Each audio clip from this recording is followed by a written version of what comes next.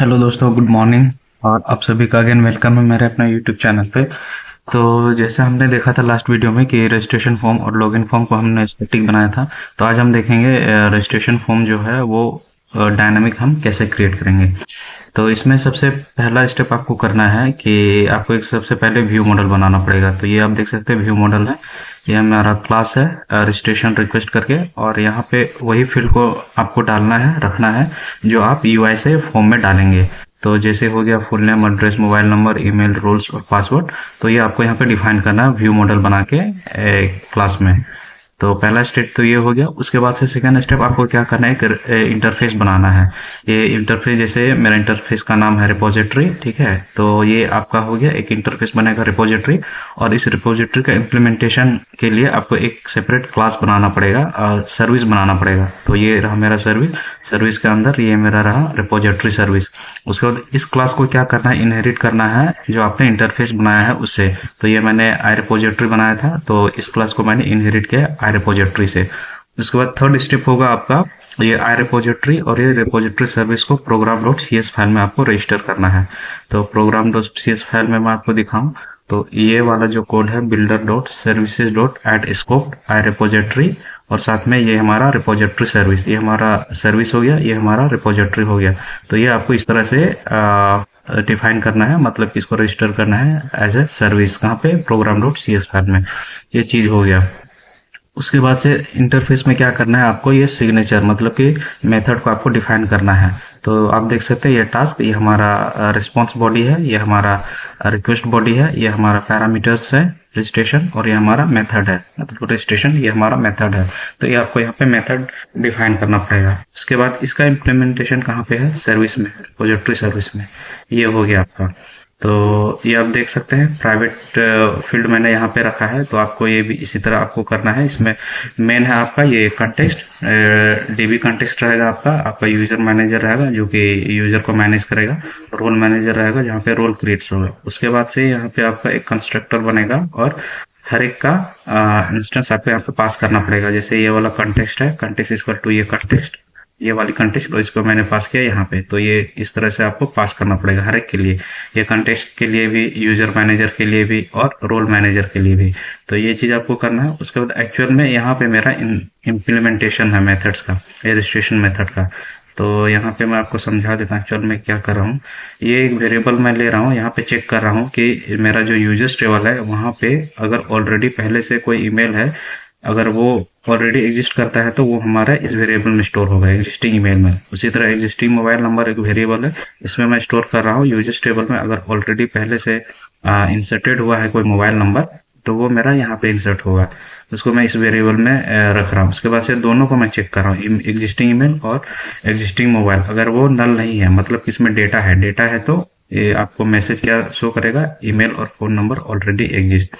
उसके बाद यहाँ से मैं क्या कर रहा हूँ, रोल्स क्रिएट कर रहा हूँ, किसके लिए, एडमिन्स और यूजर के लिए, ये आपको करना है। उसके बाद से यहाँ पे क्या कर रहा हूँ, एक रैंडम नंबर जनरेट कर रहा हूँ 3 डिजिट का, 100 और 1000 के बीच। उसके बाद क्या कर रहा हूँ, एक मैं ऑब्जेक्ट बना रहा हूँ, किसका, एप्लीकेशन यूजर का। और यहाँ पे जो भी मेरा ये डेटा है उसको मैं यहाँ पे मैप कर रहा हूँ। तो ये हो गया। एक हमारा एक सिटी भी है, मैं सिटी भी यहाँ पे ऐड कर लेता हूँ, रजिस्ट्रेशन डॉट सिटी, ये आ गया। ये चीज व्यू मॉडल में नहीं है फिलहाल के लिए, इसको मैं छोड़ देता हूँ, ऐसे ऐसे रहने देता हूँ। तो ये चीज आपको सारा चीज इसी तरह से आपको ये मैप करना है, ये सारा चीज। उसके बाद क्या होगा, मैप करने के बाद क्या करना है, आपको पासवर्ड क्रिएट करना है। तो पासवर्ड कैसे क्रिएट करेंगे आप, तो पासवर्ड के लिए यहाँ पे ये वाला कोड देखिए, ये वेर रिजल्ट, ये रिजल्ट नाम का मैं एक वेरिएबल ले रहा हूँ। यहाँ से मैं क्या कर रहा हूँ, यूजर मैंने से क्रिएट ऐसे ही क्या, ये मैं पासवर्ड क्रिएट कर रहा हूँ यहाँ पे, पासवर्ड।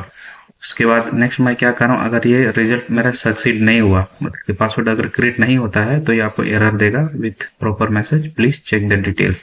उसके बाद यहाँ पे मैं क्या कर रहा हूँ, रोल्स को मैं असाइन कर रहा हूँ। अगर एडमिन है तो एडमिन को मैं रोल्स असाइन कर रहा हूँ एज ए एडमिन। अगर यूजर है तो यूजर को रोल असाइन कर रहा हूँ एज ए यूजर।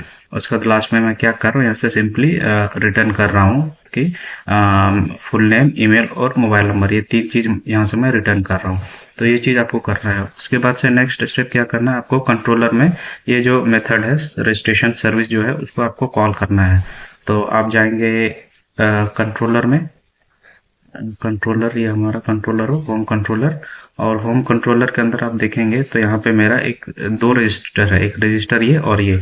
तो ये रजिस्टर जो है ये मेरा गेट मेथड है और ये क्या है, हमारा पोस्ट मेथड है, जो कि आप देख सकते हैं यहाँ HTTP पोस्ट यहाँ पे या एट्रीब्यूट मैंने यूज किया हूँ। तो सिंपली यहाँ पे क्या करना है, एक वेरिएबल लेना है और वेरिएबल में क्या करना है, जो आपका सर्विस है रिपोजिटरी सर्विस, जैसे आप करेंगे तो आपको मेथड ऑटोमेटिक यहाँ पे जैसे डॉट क्लिक करेंगे तो ऑटोमेटिक यहाँ पे आपका आ जाएगा रजिस्ट्रेशन। तो ये आपको इस तरह से कॉल करना है, मेथड यहाँ पे कॉल करना है, इसको वेरिएबल में स्टोर करना है। फिर उस वेरिएबल को यहाँ पे चेक करें, अगर नल है तो फिर आपको एरर में से शो करेगा रजिस्ट्रेशन फेल्ड। उसके बाद से अगर ये फेल्ड नहीं होता है, मतलब कि प्रॉपर अगर सब कुछ सही है, तो आपको एक मैसेज दिखागा पॉपअप मैसेज डिस्प्ले में कि रजिस्ट्रेशन सक्सेसफुल। और उसके बाद आप कहाँ रिडायरेक्ट हो जाएंगे, आप लॉगिन वाले पेज में रिडायरेक्ट हो जाएंगे। तो यहाँ पे इतना चीज करना। उसके बाद लास्ट स्टेप में क्या करना है, आपका जहाँ पे भी इसका व्यू है, तो मेरे केस में जैसे ये है हमारा register dot C H S T में।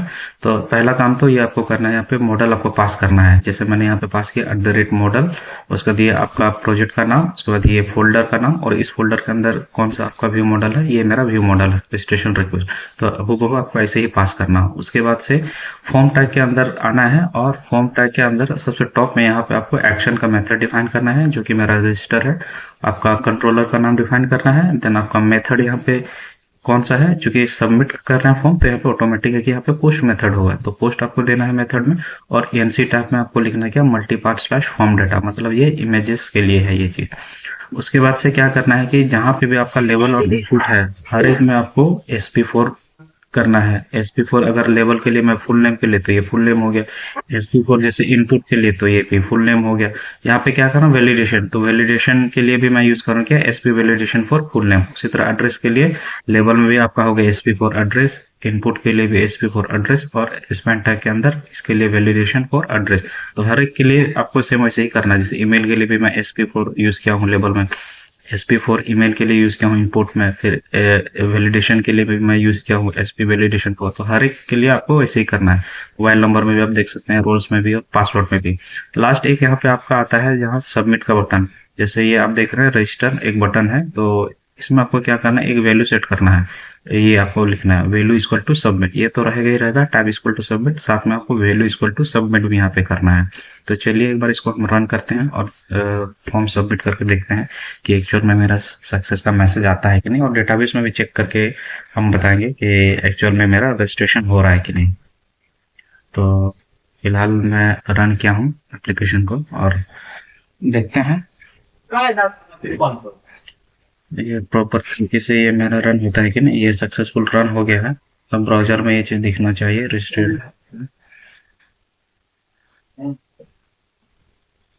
इसमें हम डेटा इंसर्ट करेंगे UI साइट से फॉर्म में, और डेटाबेस में इसका डेटा को चेक करेंगे कि प्रॉपर तरीके से डेटाबेस में सेव हो रहा है कि नहीं। और रोल्स भी मैं वहाँ स्कूल सर्वर में जाके मैं आपको दिखाऊंगा कि अगर मैं एडमिन रजिस्टर करता हूँ तो ये एक्चुअल में एडमिन मेरा सक्सेसफुल रजिस्ट्रेशन होता है या नहीं। तो मैं एक बार दिखा रहा हूँ, ये आप देख सकते हैं ये सक्सेसफुल रन हो चुका है। ये पोर्ट नंबर 7052 पे रन हो रहा है लोकल होस्ट। तो आप देख सकते हैं ये बहुत अच्छे तरीके से रन हो गया है।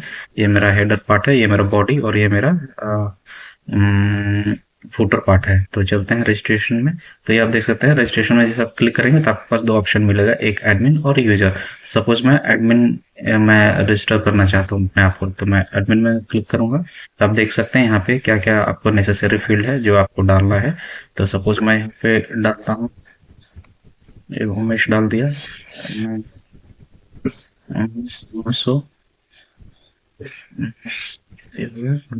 जीमेल, ये मैं कर दिया gmail.com। और ये यहाँ पे एक्चुअल में इंटर ईमेल एड्रेस यहाँ पे आएगा। एड्रेस में सपोज मैं हो गया, फोन नंबर मैं डाल देता हूँ डमी, ये हो गया। और रोल में क्या करूंगा, रोल में एज ए एडमिन मैं रजिस्टर करना चाह रहा हूँ, तो ये मैं एडमिन में यहाँ पे सपोज मैं कर देता हूँ एपन एपन कर देता हूँ। और यहाँ पे मैं पासवर्ड क्रिएट करूंगा, तो पासवर्ड मैं क्रिएट कर लेता हूँ।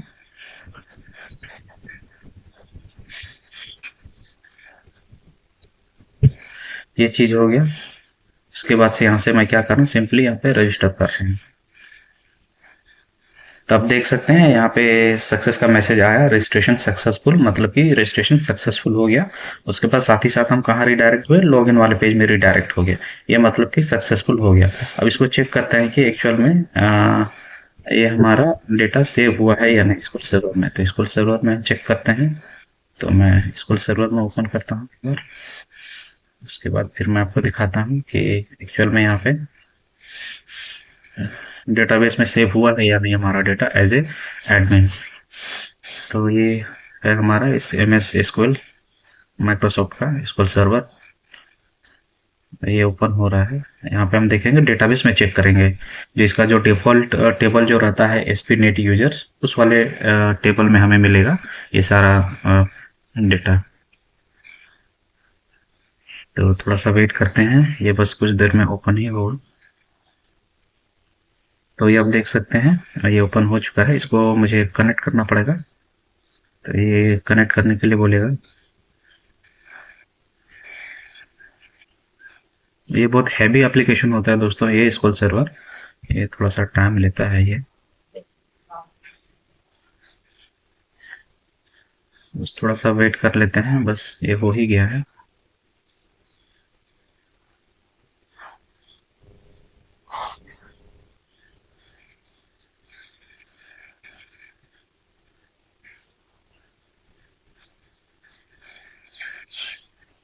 तो ये एक बार मैं आपको दिखा दूं, ये जैसे ये रेड कलर का जो आप देख रहे हैं, ये हमारा हेडर सेक्शन है, ये हमारा बॉडी सेक्शन है, और ये हमारा फुटर सेक्शन है।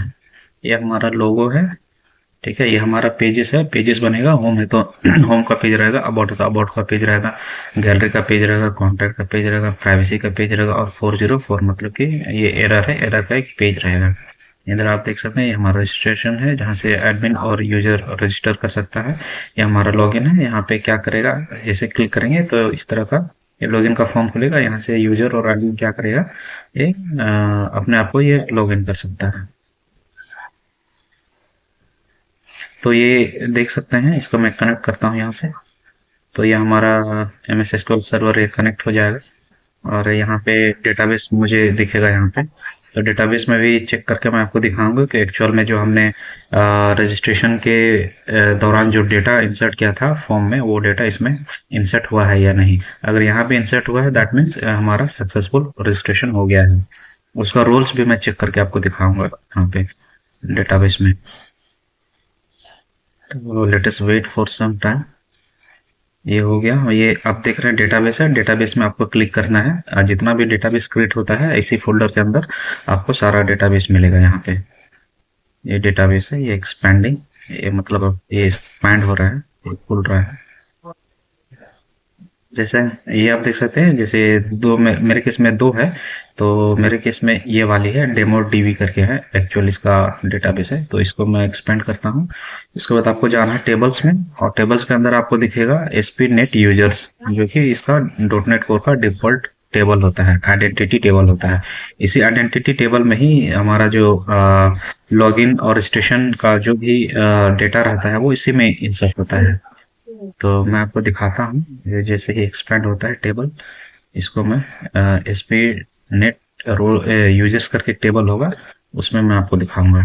और इसका रोल्स भी मैं आपको चेक करके दिखाऊंगा इसी में, टेबल्स में। बस थोड़ा सा वेट कर लेते हैं, ये जैसे ही खुलेगा तो मैं आपको एग्जीक्यूट करके दिखाऊंगा भी यहाँ पे कि हमने जो डेटा डाला था फॉर्म फिलअप के लिए, वो डेटा इसमें इंसर्ट हुआ है या नहीं।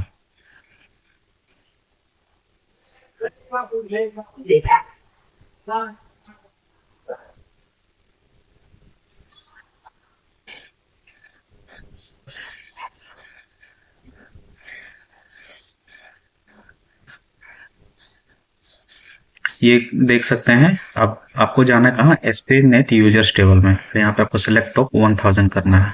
तो जैसे आप यहाँ पे सिलेक्ट करेंगे तो ये आपका क्या होगा, इसमें आपका डेटा ये दिख जाएगा यहाँ पे।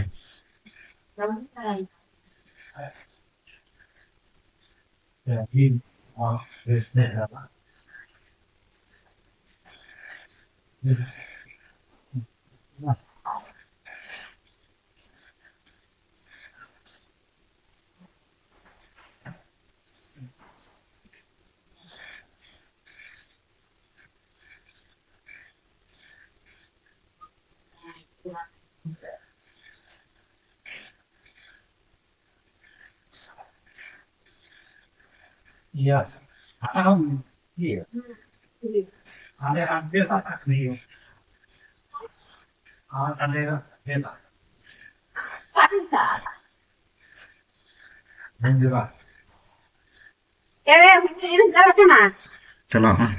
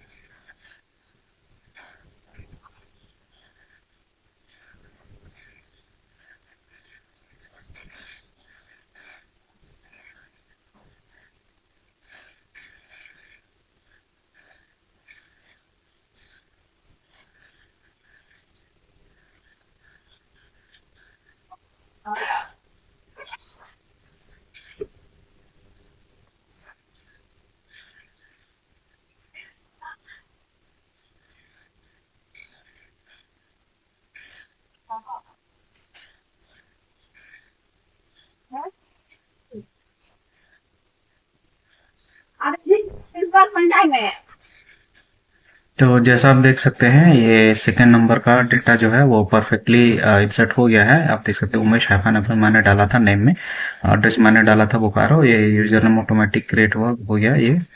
देन इसका फोन नंबर भी इसमें इंसर्ट होना चाहिए। ये आपका ईमेल नंबर हो गया, ये ईमेल नंबर भी इसमें प्रॉपर इंसर्ट हो गया है। ठीक है। और मतलब कि ये सक्सेसफुल हम रजिस्टर हो गए इसमें एज ए एडमिन। अब कैसे इसमें पता चलेगा कि एज ए एडमिन है कि क्या है, तो आपको यहाँ पे ये चेक करना है। जैसे CC3C लास्ट में 25B है, ये आपका आईडी हो गया। तो यहाँ पे आप चेक कर सकते हैं किसमें पहले इसको चेक कर लेते हैं रोल्स में कि इसका आईडी क्या है।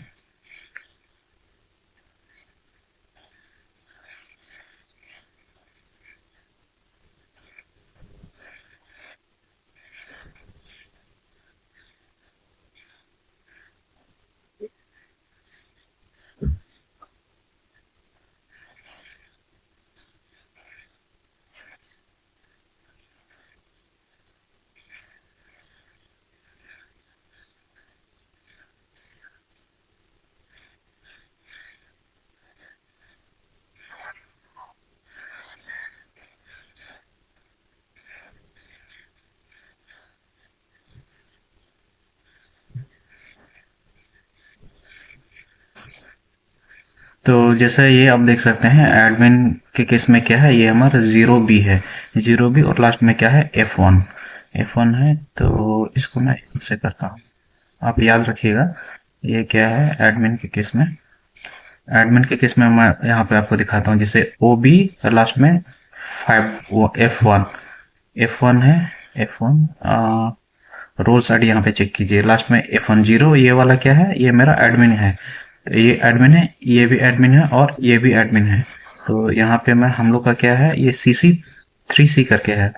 तो यहाँ पे चेक कीजिएगा CC3C, इस वाले में CC आप देख सकते हैं। ये वाला मेरा क्या है, ये यूजर आईडी है, मेरा खुद का प्राइमरी की है, और रोल्स इसका क्या है, ये जो कि एडमिन है। तो यहाँ से मतलब क्लियर हो गया कि हमारा जो रजिस्ट्रेशन था एज ए एडमिन वो सक्सेसफुली हो चुका है। तो आप भी अपने एप्लीकेशन में बहुत इजीली तरीके से इस तरह से आप रजिस्ट्रेशन का जो फॉर्म है उसको आप डायनामिक क्रिएट कर सकते हैं, और डेटाबेस में भी जाके आप चेक कर सकते हैं कि एक्चुअल में डेटा मेरा इंसर्ट हुआ है या नहीं, और साथ ही साथ रोल्स को भी आप चेक कर सकते हैं डेटाबेस में। तो आज के लिए बस इतना ही दोस्तों, मिलते हैं नेक्स्ट वीडियो में। और नेक्स्ट वीडियो में हम देखेंगे ये जो लॉगिन फॉर्म है, यूजर लॉगिन फॉर्म, इसको हम डायनामिक कैसे करेंगे। तो नेक्स्ट वीडियो जो रहेगा वो इसी के बेसिस में रहेगा। तो आज का जो वीडियो था वो वेबसाइट डिजाइनिंग का एक पार्ट था। अगर आप मेरे यूट्यूब चैनल में जाएंगे, वहां पे प्लेलिस्ट अगर आप ओपन करेंगे तो वहां पे आपको पूरा सीरीज दिख जाएगा। तो ये वीडियो जो है उसी सीरीज का ही एक पार्ट होगा दोस्तों। तो मिलते हैं नेक्स्ट वीडियो में। Thanks for watching.